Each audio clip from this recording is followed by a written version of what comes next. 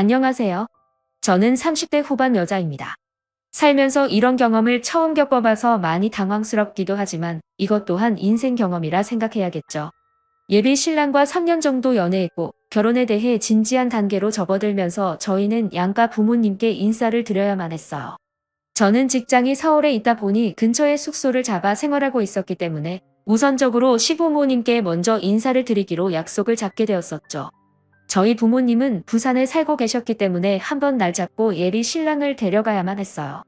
그래서 시댁에 인사드리러 가기 전에 좋은 인상 심어드리려고 최대한 신경 쓴 뒤 주말에 시댁 식구들과 처음 얼굴을 대면하게 되었습니다. 시부모님과 예비 신랑에게 말로만 들어왔던 신호들이 저를 머리부터 발끝까지 훑어보고 있었어요. 크게 신경 쓰진 않았지만 저를 바라보는 시선이 약간 경계하는 듯 보였지만 시모의 한마디에 무거워질 뻔한 분위기를 부드럽게 만들어주셨습니다. 그런데 시모가 저에게 갑자기 미안하다며 제 손을 잡아주시더니 깜빡하고 밥을 안 치지 못했다면서 분위기 좋은 곳에 예약해뒀으니 나가서 외식하길 원하셨어요. 그래서 시댁에 들어오자마자 시모가 예약해둔 식당을 가게 되었고 상당히 고급스러운 곳에서 식사를 하게 되었어요. 내가 요즘 건강에 좋은 편이 아니라서 오래 서 있지를 못하거든. 그래서 우리 가족들도 웬만하면 나가서 한 끼 때우는 정도인데 그렇다고 동네 앞에서 해결하기에는 첫날인데 분위기가 별로일 것 같아서 그나마 괜찮은 곳을 예약해뒀었거든. 앞으로 우리 집안의 첫 며느리가 될 텐데 제대로 된 음식점에서 초대하고 싶었다. 이해해 줄 수 있지? 그럼요. 당연히 이해드리죠. 저는 음식 문제에 대해 크게 상관하지 않아요. 어머님이 그동안 저 때문에 마음고생하신 거 아니세요? 미리 알고 있었더라면 어머님 시간 되실 때 날짜 잡을 걸 그랬나 봐요. 저희 엄마가 요즘에 건강이 많이 약해지셔도 오늘 같은 날은 엄마가 음식 준비해야 그게 정성이라고 하셨는데요. 오늘 많이 힘드셨는지 아침부터 일어나는 걸 힘들어 하시더라고요. 그래서 급하게 여기 식당을 예약할 수밖에 없었어요. 그래도 새언니가 저희 입장을 이해해 주셔서 정말 고맙게 생각하고 있어요. 오빠한테 얘기 많이 들었었는데 정말 마음이 넓으시네요. 누구나 다 저처럼 똑같이 생각하지 않을까요? 이 문제로 얼굴 붉히는 게 오히려 이상하죠. 그리고 제가 언제 이런 곳을 와보겠어요? 식당 분위기가 좋아서 그런지 주고받는 대화는 상당히 부드러웠고 시댁 식구들과 식사를 하는 동안 큰 문제는 없었어요. 그렇게 어려울 거라 생각했던 자리는 매끄럽게 진행이 되면서 저를 부정적으로 바라보는 시댁 식구들은 없었고 앞으로 있을 상견례 자리나 계획하고 있던 결혼도 문제없을 거라 생각했었어요. 그런데 모두가 자리에서 일어나 식당을 나가려는데 시댁 식구들의 분위기가 좋지 않았고 사색이 된 얼굴로 당황해하고 있었어요. 화장실에서 막 나온 저는 무슨 일인지 파악하기 위해 예비 신랑을 불렀고 상당히 불편한 표정으로 저에게 걸어온 예비 신랑이 갑자기 제 팔을 잡고 조용한 곳으로 자리를 옮기더니 다짜고짜 미안하다는 말부터 하더니 쉽게 말을 꺼내지 못하고 있었습니다. 화장실에서 이제 막 나왔는데 갑자기 분위기가 왜 이러는 건데? 무슨 문제라도 있는 거야? 다들 안색이 안 좋으시던데? 그게 지금 나도 이런 일이 생길 거라고는 전혀 예상을 못해서 부탁할 사람이 당신밖에 없는데 이거 어쩌지? 무슨 부탁인데 왜 이렇게 뜸을 들이는 거야? 내가 해결해 줄 수 있는 거면 일단 말을 해야 나도 결정을 할 거 아니야. 그게 우리가 지금 여기 식당까지 꽤 멀리 왔잖아. 그런데 하필 우리 식구들이 전부 다 지갑을 안 가져와서 계산할 사람이 아무도 없더라고. 우리가 당신을 식사 자리에 초대한 건데 제일 중요한 지갑을 깜빡 잊고 다들 안 가져왔다고 하길래 그래서 지금 분위기가 상당히 안 좋아졌어. 아까 너무 정신 없었잖아. 급하게 나오는 바람에 아무도 지갑은 신경을 안 썼지 뭐야. 나도 가방을 집에 놓고 왔는데 내 동생들도 어차피 부모님 차 타고 이동하니까 몸만 왔었나 봐. 나도 마찬가지고. 그러니까 지금 다들 지갑을 가져온 사람이 아무도 없다는 말이야. 그래서 어떻게 하기로 했는데? 어머님 댁에서 여기까지 오는데도 한참 걸렸잖아. 식당 사장님이 뭐라 하셨어? 계좌이체 같은 것도 안 된대. 내가 해결해줘야 되는 거야? 핸드폰이라도 있으면 그 자리에서 내가 계좌이체 시켜줄 수 있는데 가방을 집에 놓고 왔잖아. 그래서 당신이 대신 결제해 줄 수 있겠어? 집에 가자마자 내가 바로 입금해 줄 테니까 그렇게 해줄 수 있는 거지? 이런 부탁해서 정말 미안해. 예비 신랑의 부탁에 저도 당황스럽긴 마찬가지였어요. 이런 적이 처음이라 일단 카운터로 가봐야 할 것 같아 분위기를 살피니 시댁 식구들은 제 눈을 마주치지 못하고 있었네요. 그리고 식당 사장님은 지금 당장 결제해 주길 원하고 있어서 분위기가 안 좋아지기 전에 일단 서둘러 계산부터 하게 되었고 시부모님께서는 저에게 연신 미안하다는 말을 반복하면서 난처해 하시길래 서둘러 식당에서 나오면서 상황을 풀어나갔어요. 예비 신랑이 금전적인 문제는 집에 들어가면 해결해 준다고 했기 때문에 크게 상관없었습니다. 식사 비용은 100만 원 정도 지불을 하게 되었고 시부모님께 인사를 드린 뒤 예비 신랑은 저를 숙소에 바래다 주었어요. 가는 동안에도 좀 전의 상황에 대해 다시 한번 미안해하면서 나중에 다시 통화하기로 하고 저는 숙소로 돌아오게 되었습니다. 그렇게 정신없는 일정을 끝낸 뒤 긴장이 많이 풀려서 그런지 그날 기절한 듯 깊은 잠에 빠져버렸었네요. 예비 신랑은 집에 도착해서 저에게 전화를 했는지 부재중이 몇 통 들어왔길래 아침 출근길에 전화를 걸었지만 예비 신랑도 아침이라 정신이 없었는지 전화를 받지 않아 나중에 다시 통화하기로 하고 열심히 회사에서 일을 하고 있는데 점심시간이 되자마자 시모에게 전화가 걸려와서 급한 마음에 휴게실에서 전화를 받았습니다. 어제는 나도 너무 당황스러워서 세아가 너한테 무슨 말을 해야 할지 전혀 모르겠더라. 괜히 기분만 상하게 만든 것 같아 정말 미안했다. 이번 주 주말에 내 아들과 사돈댁에 인사드리러 가기로 했다면서 얘 잘 마무리하고 바로 상견례 일정 알려주마. 그때 사돈분들 서울로 오시면 내가 세아가 너한테 어제 일까지 해서 여기에서 최고 좋은 곳으로 모실 테니까 서울 구경도 하실 겸 해서 올라오시라고 전해드려라. 어제 저녁 비용은 내가 그때 너한테 주도록 하마. 괜찮지 세아가? 시모는 상견례 장소까지 미리 알아봐 두셨는지 저희 부모님이 올라오시길 바라고 계셨어요. 제가 알기론 만약 저희 집안이 시댁 쪽으로 올라가게 된다면 신모가 장소 섭외랑 비용 문제로 반반하거나 시댁에서 식사 비용 전부를 지불하는 걸로 알고 있었습니다. 그래서 저희 부모님을 좋은 곳으로 모시고 싶어 하시는 것 같아 보였어요. 신경 써주시는 건 정말 감사했지만 전날에 제가 지불했던 100만 원을 그때 한꺼번에 정리하고 싶어 하셨어요. 예비 신랑한테 받기로 했는데 신모가 직접 저에게 주고 싶다며 대신 저에게 전화를 하신 거였죠. 이런 기분을 저도 처음 느껴봐서 그런지 많이 당황스럽기는 했었어요. 시댁 식구들에게 제가 식사 대접했다고 그냥 100만 원 안 받을 수도 있지만 초대받은 입장에서 음식값을 지불했다는 게 썩 좋지만은 않았었죠. 그렇다고 바로 저에게 주시는 것도 아니고 상견례 날 한 번에 주겠다는 거 어떻게 시모에게 직접적으로 바로 100만 원을 달라고 얘기할 수가 있겠어요. 그래서 알겠다고 얘기한 뒤에 전화를 끊게 되었었죠.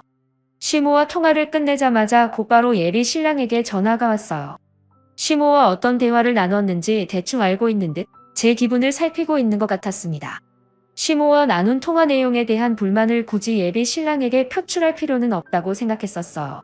어찌됐든 시모가 상견례 날 100만 원을 주신다고 하셨기 때문에 일단 상황을 지켜보는 게 좋을 것 같았죠. 그렇게 주말이 다가오고 예비 신랑과 함께 부산에 계시는 친정 부모님께 인사를 드리러 가게 되었습니다. 저희 부모님도 예비 신랑이 어떤 사람인지 저에게 어느 정도 들어왔었기 때문에 처음으로 인사드리는 자리에서 별다른 문제는 없었고 저희 부모님께서도 예비 신랑을 좋게 봐주고 계셨어요. 엄마는 예비 사위 온다고 몸도 불편하시면서 많은 음식들을 준비해 주셨고 좋은 분위기로 식사 자리를 만들어 갈 수 있었어요. 부모님께 정말 감사했고 자연스럽게 상견례 일정 얘기가 나왔습니다. 부모님은 서울로 올라오시는 걸 긍정적으로 생각하셨고 그렇게 부모님과 잠깐의 시간을 보낸 뒤 저희는 다시 서울로 올라오게 되었네요. 아무 문제 없이 매끄럽게 진행이 되고 있어서 크게 결혼은 문제 없이 진행이 될 것 같아 걱정하지 않고 본업에 집중하면서 시간을 보내다 보니 어느새 상견례 날이 다가오게 되었죠. 시모가 직접 알려주신 주소로 저희 부모님과 함께 상견례 장소에 도착하게 되었고 시댁 식구들은 미리 자리에 참석해 있었습니다. 부산에서 오신 저희 부모님을 보고 시부모님은 고생 많으셨다며 자리에서 일어나 인사를 건네셨고 그렇게 양가 집안 분위기는 상당히 화기애애하게 이어지고 있었습니다. 그렇게 서로 좋은 말들이 오고 가면서 문제없이 진행이 되고 있던 도중 예비 신랑이 잠시 화장실에 다녀온다며 자리에서 일어났고 신우들도 잠시 자리를 비우길래 저도 워낙 긴장을 많이 해서 그런지 화장실에 미리 다녀오는 게 좋을 것 같아 양가 부모님께 양해를 구하고 급하게 자리에서 일어나게 되었네요. 그렇게 볼일을 마치고 다시 자리로 들어가려 하는데 예비 신랑과 신우들이 자리로 돌아가지 않고 밖에서 대화를 주고받고 있는데 표정이 별로 좋아 보이지 않아 무슨 일인가 싶어 가까이 다가가 상황을 살펴보고 있던 도중 신우의 목소리가 제 귀에 들려왔고 충격적인 말들을 듣고 말았습니다. 오빠, 지금 그걸 말이라고 하는 거야? 당연히 상견례식 때는 세원이가 지불해야 되는 게 맞는 거지. 오빠는 그냥 우리가 시키는 대로 하면 되는 거야. 엄마가 알아서 한다고 얘기했었잖아. 그런데 뭐가 그리 불안하다는 거야? 조장에 확 잡아야 되는 거라고. 안 그러면 질질 끌려다닌다니까. 엄마 말 들어서 나쁠 거 없잖아. 아무 말 하지 말고 가만히 있어. 저번에도 내가 얼마나 당황스러운지 알아?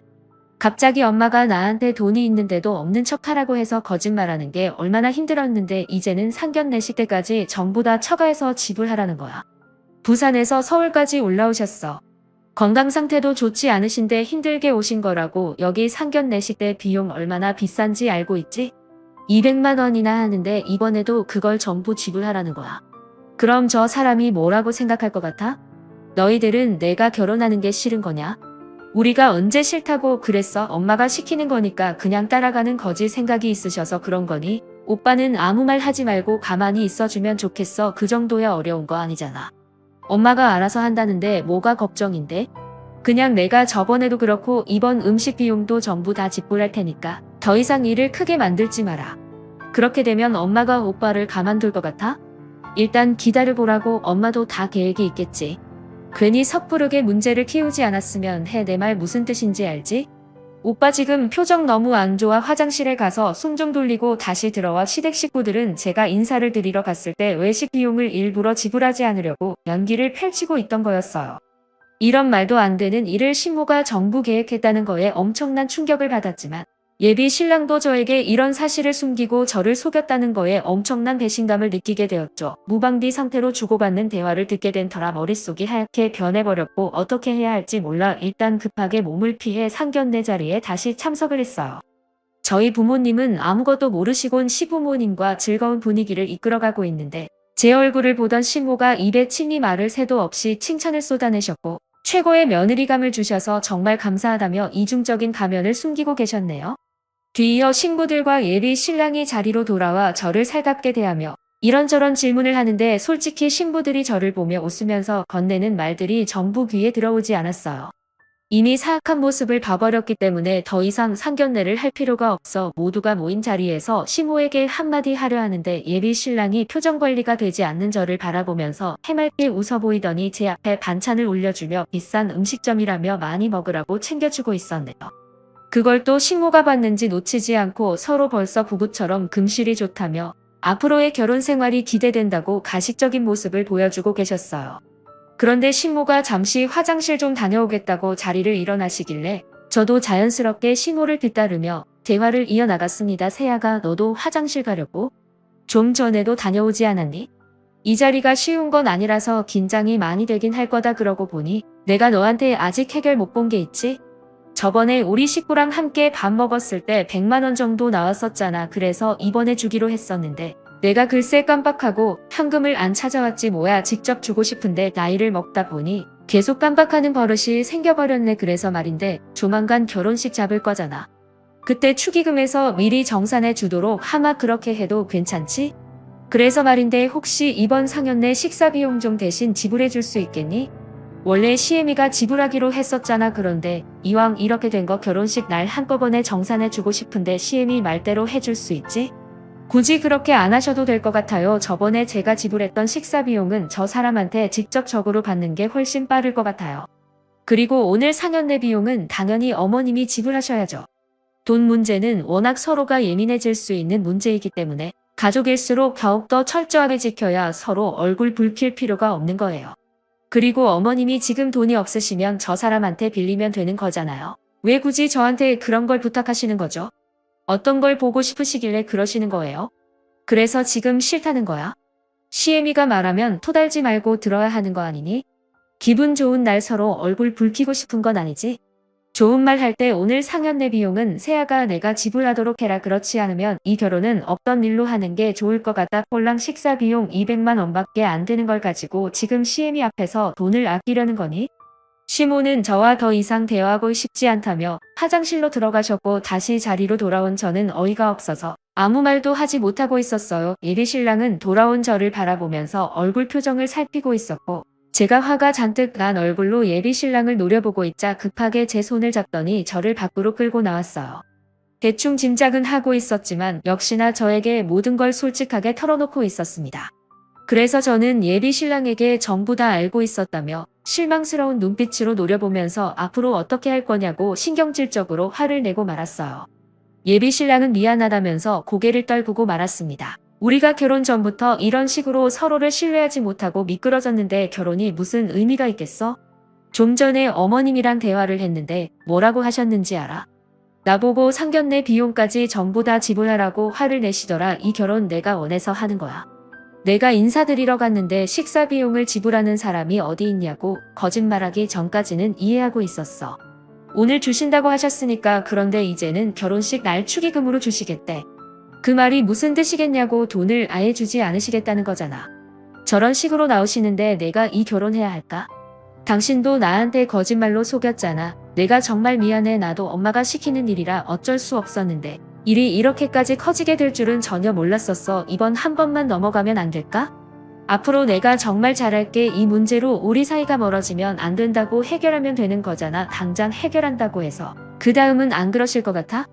이런 식으로 계속해서 나를 속이려 들 테고 내 지갑에 있는 돈을 뺏으려고 계획하시겠지. 벌써부터 이렇게 나오시면 두 번, 세 번은 원래 더 쉬워지는 거야. 우리 그냥 여기까지 하는 게 좋겠어.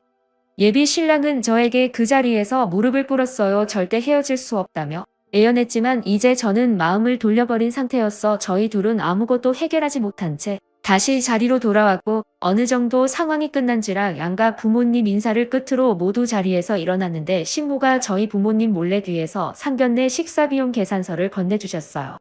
받지 않으려 했지만 계속 계산서로 옆구리를 툭툭 치시길래 어쩔 수 없이 계산서를 건네 받은 뒤에 부모님이 안 보실 때 카드로 결제를 하게 되었습니다. 진지하게 이럴 건데 뭐하러 안 좋은 말까지 듣게 만들어. 너도 그렇고 나도 기분만 안 좋아졌잖니? 오늘 하루 애썼다. 어머님도 고생 많으셨어요. 아버님도 살펴 들어가세요. 그리고 당신은 이거 가져가. 영수증도 챙겨갈 거지? 지금 뭐 하는 거니? 왜 카드를 내 아들한테 건네주는 거야? 옷이라도 한 벌 사라고 건네준 거니? 이제야 눈치 좀 생겼구나. 엄마 이 카드 제 거예요. 엄마 때문에 파혼하자는 말까지 나왔다고요. 저 사람 처음 인사 왔을 때 식사 비용 제가 이자까지 줘서 계좌로 이체시켜줬어요. 그리고 장인 장모님께서 가까운 것도 아니고 부산에서 서울까지 오셨는데 상견례 식대 200만 원을 왜 저 사람이 지불해야 되는 건데요? 엄마의 행동이 저도 납득이 안 가서 제 카드 건네줬어요. 뭐라고? 그럼 지금 상견례 식사 비용 200만 원을 너 카드로 결제를 했다는 거야? 왜 엄마랑 한마디 상의도 없이 혼자 판단하고 결정하는 건데 당장 취소하고 새아가한테 카드 바꿔라. 안 그럼 내가 가만두지 않을 거야. 알겠어? 제가 왜 저 사람 카드를 받아요? 저희 파혼했어요. 이제 남남이라고요. 이런 식으로 결혼하는데 무슨 의미가 있다고 그래요? 각자 맞는 사람들끼리 만나서 결혼하는 게 모두의 정신건강에 좋을 것 같아요. 어머님 식사 맛있게 잘했어요. 확실히 비싼 곳은 달라도 너무 다르네요. 저희 부모님께서도 너무 만족하셨어요. 시모는 제 말이 끝나자마자 당장 제 카드로 결제하라면서 달려드셨고 들고 있던 가방을 갑자기 뺏으시더니 가방 속에 있던 지금의 제가 가방 속에 있던 지갑을 꺼내셨습니다. 그리고 지갑 안에 있던 카드를 전부 다 꺼내더니 예비 신랑 카드로 결제한 걸 취소하고 제 카드로 결제하려는 순간 지갑에서 청박명함 하나가 떨어졌고 그걸 주워서 살펴본 시모는 사색이 된 얼굴로 혼비백산하고 말았습니다. 그 명함은 청박으로 아빠의 이름이 적혀 있었고 반대편에 청박으로 그려져 있는 그림을 확인한 대표 이름이 아빠로 되어 있는 걸 재차 확인하면서 저에게 물어본 질문에 모든 걸 솔직하게 설명해 드렸습니다. 아빠는 부산에서 요트 사업을 하고 계세요. 그래서 명함에 요트 그림이 그려져 있었는데 이런 상황을 예비 신랑도 알지 못했었어요. 부모님께서 결혼식이 끝날 때까지 아빠가 무슨 일을 하고 계신지 알리고 싶어 하지 않으셨기 때문에 그동안 아무 말 없이 조용히 상황을 지켜보고 있었습니다. 그런데 신모가 저를 금전적으로 이용하려 드는 모습을 아시게 된 부모님께서 화가 머리끝까지 올라오셨고 시모는 아빠가 요트 사업을 하고 계신다는 걸 알게 되면서부터 갑자기 태도가 바뀌기 시작했어요. 저에게 했던 행동들에 대해 그 자리에서 용서를 구하시더니 앞으로 이런 일은 절대 없을 거라며 잠깐의 실수를 넘어가 달라고 외연하셨습니다. 하지만 아빠는 시모의 말을 들으려 하지 않으셨고 저희는 파혼을 선택하게 되었네요. 시모의 생각 없는 행동이 저와 예비 신랑 사이까지 멀어지게 만들어버린 충격적인 사건이 되어버렸고 시모는 신우들을 데리고 저희 회사까지 찾아와 그 사람과 다시 만나달라고 손이 발이 되도록 빌고 계십니다. 하지만 절대 받아주지 않고 단호하게 거절하며 더 이상 엮이지 않았어요. 저런 쓰레기 같은 집안과는 2번 다시 만나고 싶지 않네요.